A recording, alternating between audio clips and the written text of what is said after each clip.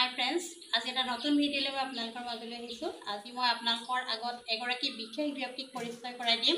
সেইগৰাকী হৈছে শ্ৰীযুতা মীনা নাথ বাইদেউ। বাইদেউ নমস্কাৰ। বাইদেউ, আজি মই আপোনাৰ ওচৰলৈ আহিলোঁ।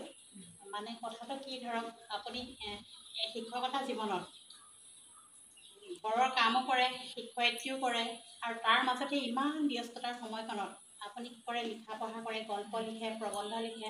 প্ৰতিটো সপ্তাহতে ফেচবুকত আমি দেখা পাওঁ যে আপোনাৰ এটা লিখনি প্ৰকাশ পায়। আপুনি সেই লিখনিসমূহ কেনেধৰণে আগবঢ়াই নিছে, আমাৰ ৰাইজক আপুনি অকণমান কৈ দিয়কচোন। হয়, মই লিখা মেলা কৰাৰ প্ৰতি সৰুৰ পৰাই আগ্ৰহী আছিলোঁ।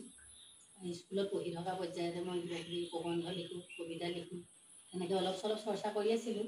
তেতিয়া অৱশ্যে সেইবিলাক প্ৰকাশ কৰিবলৈ ইমান উপযুক্ত মাধ্যম পোৱা নাছিলোঁ। কলেজ পৰ্যায়ত দুই এটা বাতৰি কাকতত ওলাইছিলে, আৰু ঠিক তেনেকৈ আলোচনীবিলাকতো দুই এটা ওলাইছিলে। কিন্তু শেষত মই দেখিলোঁ যে ফেচবুক সামাজিক মাধ্যম মোৰ কাৰণে বৰ ভাল এটা মাধ্যম হ'ব, এখন ভাল মঞ্চ বুলি ভাবিলোঁ মই। তাতে মই 2017 চনত ফেচবুক একাউণ্ট এটা খুলিলোঁ, আৰু তাতে বিভিন্ন গ্ৰুপত মই জইন কৰিলোঁ, আৰু সেইবিলাকত জইন কৰি মই মোৰ নিজৰ সৃষ্টিকৰ্মৰাজি তাত প্ৰকাশ কৰিবলৈ ধৰিলোঁ, আৰু প্ৰকাশ কৰি মই স্বীকৃতি পালোঁ। সেইকাৰণে মনটো বহুত ভাল লগা হ'ল আৰু আজিকালি। আৰু প্ৰতিদিনে মই সেইবিলাকত প্ৰতিযোগিতাবিলাকত যোগদান কৰোঁ, আৰু কৰি মই উপকৃত হৈছোঁ, আৰু ভৱিষ্যতেও কৰি থাকিম বুলি ভাবিছোঁ। এতিয়া ফেচবুক সামাজিক মাধ্যমে আপোনাৰ সুপ্ত প্ৰতিভাবিলাক বিকাশ কৰাত সহায় কৰিছে। আপুনি যিহেতু ৰাধাকান্ত ফুকন উচ্চ মাধ্যমিক বিদ্যালয়ৰ শিক্ষয়িত্ৰী কৰে, নহয়? ইমান শিক্ষকতা জীৱনত ইমান এটা জটিল সময় আজিকালি।